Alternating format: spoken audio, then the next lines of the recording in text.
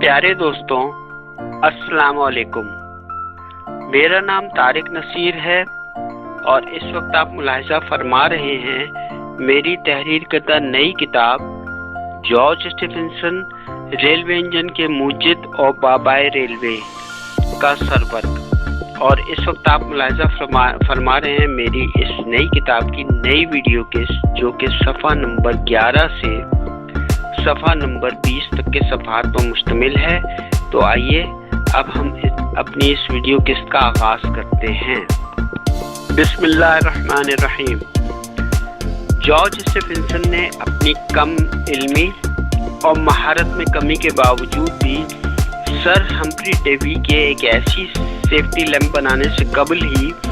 ایک ایسی اعلیٰ معیار کی سیفٹی لیمپ ایجاد کر کے لوگوں کو ورطۂ حیرت میں ڈال دیا تھا۔ اس سیفٹی لیمپ کی ایجاد کے بعد نارتھمبرلینڈ کی کوئلے کی کانوں میں حادثات کی شرح میں نمایاں کمی واقع ہونا شروع ہو گئی تھی۔ اس سیفٹی لیمپ کی ایک اور خصوصیت یہ بھی تھی کہ اس کے کور کے اوپر کے سوراخوں سے ہوا اور آکسیجن سیفٹی لیمپ کے اندر داخل ہو جاتی تھی، مگر اس کے اندر موجود آگ اندر سے باہر نہیں آ سکتی تھی۔ البتہ روشنی کی بڑی مقدار اس کے اندرونی شیشے سے باہر آتی تھی۔ جارج اسٹیفنسن کی اس سیفٹی لیمپ کی ایجاد کے تقریباً 1 ماہ بعد ہی سر ہمفری ڈیوی نے بھی اپنی ایجاد کردہ سیفٹی لیمپ کا ڈیزائن متعارف کروا دیا اور اسے رائل سائنٹیفک سوسائٹی کے سامنے پیش کر دیا۔ ان دونوں کی ڈیزائن کردہ سیفٹی لیمپس کو جب مقابلے کے ٹیسٹ کے لیے کلنگورتھ کی کوئلے کی کان میں لے جایا گیا تو وہاں پر جارج اسٹیفنسن کی لیمپ کو جلنے والی گیسوں کی درار کے مقام پر رکھا گیا تو اس وقت ان کے سیفٹی لیمپ سے فائر ڈیم کا اخراج نظر آیا، جو کہ ایک خطرناک بات تھی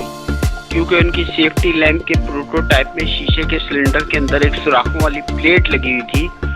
جبکہ سر ہمفری ڈیوی کی ایجاد کردہ سیفٹی لیمپ میں اس کی بیرونی سطح وائر گاز کی اسکرین سے ڈھکی ہوئی تھی، جس کی وجہ سے سیفٹی لیمپ کے اندر موجود شعلے کی لپک باہر نہیں آ سکتی تھی۔ سر ہمفری ڈیوی کو رائل سائنٹیفک سوسائٹی کی طرف سے ان کی اس ایجاد پر $2000 کا انعام دیا گیا تھا، جبکہ جارج اسٹیفنسن کو سر ہمفری ڈیوی کا آئیڈیا چرانے کا الزام عائد کر دیا گیا۔ جارج اسٹیفنسن کا تعلق چونکہ برطانیہ کے شمال مشرقی بے انتہا غریب علاقے سے ہونے کے سبب ان کا لب و لہجہ نارتھمبرلینڈ کا تھا اور وہ اس قانونی اور پارلیمانی آداب کی زبان سے قطعی طور پر ناواقف تھے۔ اس وجہ سے انہیں اپنی سیفٹی لیمپ کی ایجاد کے معاملے میں امیر اور رئیس افراد کی طرف سے کئی مقامات پر تضحیک اور رسوائی کا سامنا کرنا پڑا تھا، جو کہ دراصل غیر حقیقی تھا، اور اس معاملے کا تعلق در حقیقت ظلم، زیادتی اور ناانصافی کا تھا، کیونکہ جارج اسٹیفنسن نے یہ سیفٹی لیمپ ذاتی طور پر اپنی ہی کوششوں سے ایجاد کی تھی۔ اپنی اس تعلیمی کمزوری کا احساس کرتے ہوئے انہوں نے اپنے پیارے بیٹے رابرٹ اسٹیفنسن کو اعلیٰ معیار کے ایک پرائیویٹ اسکول میں تعلیم دلانے کا فیصلہ کر لیا، جہاں پر وہ اپنے بیٹے کو برطانیہ کی معیاری انگریزی زبان میں درست تلفظ کے ساتھ انگریزی زبان بولنا سکھا سکے۔ رابرٹ اسٹیفنسن کی مدد سے وہ قانونی آداب کے ساتھ پارلیمانی زبان میں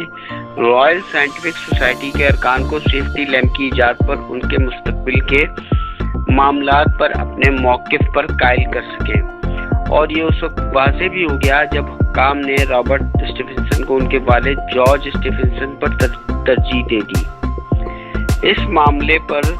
منعقد ہونے والی جارج اسٹیفنسن کی حمایت میں اکٹھی ہونے والی انکوائری کی ایک مقامی کمیٹی نے انہیں سر ہمفری ڈیوی کا سیفٹی لیمپ کا آئیڈیا چرانے کے الزام سے بری کر دیا اور فیصلہ کیا کہ وہ جیوڈی لیمپ یہی سیفٹی لیمپ بنانے کے لیے الگ سے کام کر رہے تھے۔ انکوائری کمیٹی میں کیس جیتنے پر جارج اسٹیفنسن کو انعام کے طور پہ $1000 دیے گئے۔ سر ہمفری ڈیوی اور ان کے حامیوں نے ان نتائج کو قبول کرنے سے انکار کر دیا۔ دراصل وہ اس بات سے بے حد خوفزدہ تھے کہ کیسے جارج اسٹیفنسن جیسے ایک ان پڑھ اور جاہل آدمی نے اس خالص سائنسی مسئلے کا حل نکال لیا تھا۔ سن 1833 میں ہاؤس آف کامنز کی ایک کمیٹی نے جارج اسٹیفنسن کی جانب سے دائر کردہ ان کے سیفٹی لیمپ کے سر ہمفری ڈیوی کے ساتھ برابری کی بنیاد پر حفاظتی لیمپ ایجاد کرنے کے کیے گئے دعوے پر سر ہمفری ڈیوی نے ہاؤس آف کامنز کی اس کمیٹی کے سامنے اپنا بیان دیا تھا کہ جارج اسٹیفنسن نے ان کا آئیڈیا چرا لیا ہے، جبکہ جارج اسٹیفنسن کا اس سیفٹی لیمپ تقریباً شمال مشرقی برطانیہ میں ہی استعمال ہوتا تھا، جبکہ سر ہمفری ڈیوی کا سیفٹی لیمپ پورے برطانیہ میں ہر جگہ پر استعمال ہوتا تھا۔ اس تجربے نے جارج اسٹیفنسن کو لندن میں مقیم تمام نظریاتی اور سائنسی ماہرین نے ان پر تاحیات اپنے عدم اعتماد کا اظہار کر دیا۔ LTC رولٹ نے اپنی کتاب جارج اینڈ رابرٹ اسٹیفنسن میں تحریر کیا ہے کہ ان دونوں سیفٹی لیمپوں کی کارکردگی میں لوگوں کی رائے مختلف تھی۔ ڈیوی لیمپ زیادہ روشنی دیتا تھا، جبکہ جیوڈی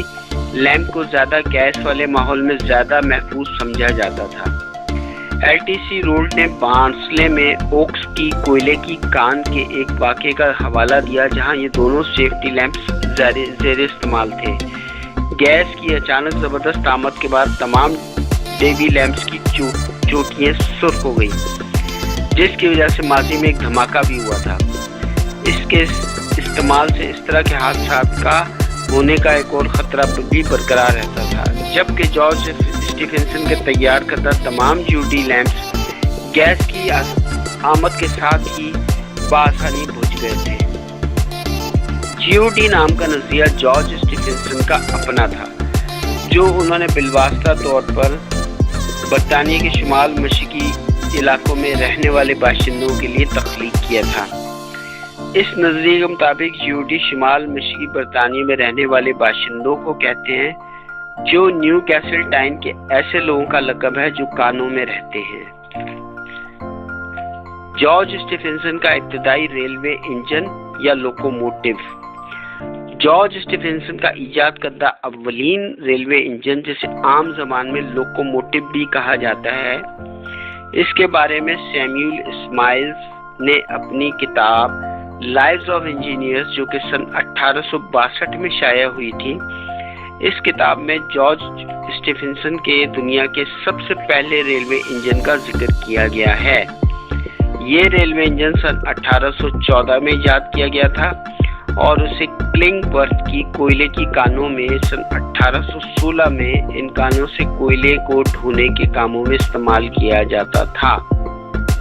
جارج اسٹیفنسن کے اس ریلوے انجن کی ایجاد کرنے سے قبل ایک کارنش انجینئر رچرڈ ٹریورتھک نے سن 1801 میں اسٹیم ریلوے انجن کا ایک روڈ شو پروٹوٹائپ ماڈل، جسے پفن ڈیول بھی کہا جاتا ہے، کے نام سے تخلیق کیا تھا، اور اس اسٹیم انجن کی پہلی نمائش 24 دسمبر سن 1801 کو منعقد ہوئی تھی۔ جارج اسٹیفنسن نے اپنا پہلا اسٹیم ریلوے انجن لوکوموٹیو 1814 میں ڈیزائن کیا تھا، اور یہ ایک سفری انجن تھا جسے کلنگ ورتھ ریلوے ویگن وے میں کوئلہ لانے اور لے جانے کے لیے ڈیزائن کیا گیا تھا۔ اس ریلوے انجن کو بلوکر کا نام دیا گیا تھا، جس کا نام ایک رشین جنرل گیبہارڈ لیبرسٹ فان بلوکر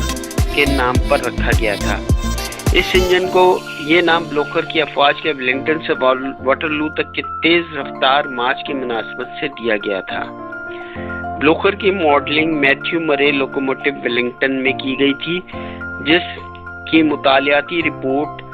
جارج اسٹیفنسن نے ٹائن سائڈ میں واقع کینٹن اینڈ کاکس لاج کی کوئلے کی کانوں میں تیار کی تھی۔ اس انجن کی تعمیر گریٹ لائم روڈ پر واقع جارج اسٹیفنسن کے گھر ڈائل کاٹیج کے پیچھے اسی کوئلے کی کان کی ورکشاپ میں کی گئی تھی۔ یہ ریلوے انجن 4 میل فی گھنٹہ کی حد رفتار یعنی تقریباً 6.4 کلومیٹر فی گھنٹہ کی رفتار سے پہاڑی پر 30 ٹن کوئلہ لے کے جا سکتا تھا، اور یہ دنیا کا سب سے پہلا کامیاب چکے ہوئے یعنی فلینجڈ ویل کا اسٹیم انجن تھا۔ اس ریلوے انجن کا اسٹیم انجن براہ راست اس کے فلینج والے پہیوں اور ریل ٹریک کے درمیان کے آپسی رابطے پر منحصر کرتا تھا۔ مجموعی طور پر جارج اسٹیفنسن کے بارے میں کہا جاتا ہے کہ انہوں نے کلنگورتھ میں کل ملا کر ایسے 16 ریلوے انجن تیار کیے تھے، حالانکہ تمام 16 انجنوں کی قابل اعتماد مکمل فہرست تیار کرنا ممکن ثابت نہیں ہوا ہے، لیکن انجنوں کی اب تک کی شناخت کی گئی ہے ان میں زیادہ تر کلنگورتھ یا ہیٹن کی کوئلے کی کانوں کے لیے ریلوے میں استعمال کے لیے بنائے گئے تھے۔ سن 1817 میں کلیمناک اور ٹرین ریلوے کے لیے 6 پہیوں والا ایک ریلوے انجن بنایا گیا تھا، لیکن کاسٹ آئرن والی ریلوے لائنوں کو نقصان پہنچنے کی وجہ سے انہیں سروس سے واپس لے لیا گیا تھا۔ سن 1819 میں سوانسی کے قریب لانس ایمیلیٹ کے مقام پر اسکاٹس پٹ روڈ ریلوے کو بھی ایک ریلوے انجن فراہم کیا گیا تھا، لیکن پھر اسے بھی واپس لے لیا گیا تھا۔ بظاہر اس ریلوے انجن کے واپس لیے جانے کی وجہ اس ریلوے انجن کا انڈر بوائلرڈ ہونا قرار دیا گیا تھا، مگر دوسری بات یہ بھی تھی کہ اس ریلوے انجن کی وجہ سے اس ریلوے ٹریک کو دو بار شدید قسم کا نقصان پہنچا تھا۔ اس دور کے تمام نئے ریلوے انجن لکڑی کی ان پٹریوں یا پیلٹ وے پر چلنے کے لیے بہت زیادہ بھاری تھے، اور لوہے کے کناروں کی ریلیں اپنے ابتدائی دور میں تھی جس میں اس دور کا کاسٹ آئرن ضرور سے زیادہ ٹوٹ کا مظاہرہ کر رہا تھا۔ اس مسئلے کو حل کرنے کے لیے جارج اسٹیفنسن نے برطانیہ کے مشہور صنعت کار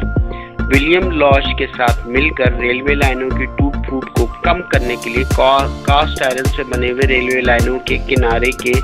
ڈیزائن کو مزید بہتر بنایا۔ لاش، ولسن اور بیل نے اپنی کمپنی واکر آئرن ورکس میں مختصر طور پر ریلوے لائنز بنانے پر کام شروع کیا۔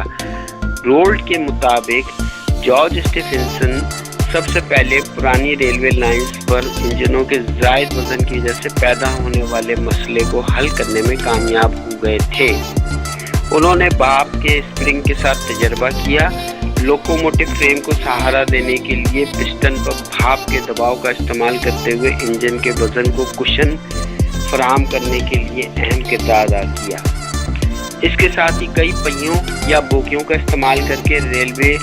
ٹریک پر وزن کو تقسیم کرنے کی مشق کی گئی۔ اسٹاکٹن اور ڈارلنگٹن روڈ ریلوے کے لیے جارج اسٹیفنسن نے لوہے کی ان خراب شدہ ریلوے لائنوں کو استعمال کیا جو انہیں تسلی بخش معلوم ہوتی تھی۔ اس کے باوجود بھی انہیں اپنا پیٹنٹ شدہ ڈیزائن استعمال نہ کرنے کے سبب شدید مالی نقصانات برداشت کرنے پڑے۔ ہیٹن ریلوے سن 1820 میں جارج اسٹیفنسن کو ہیٹن کوئلری ریلوے کی طرف سے 8 میل طویل ریلوے لائن بچھانے کے لیے کام پر رکھا گیا۔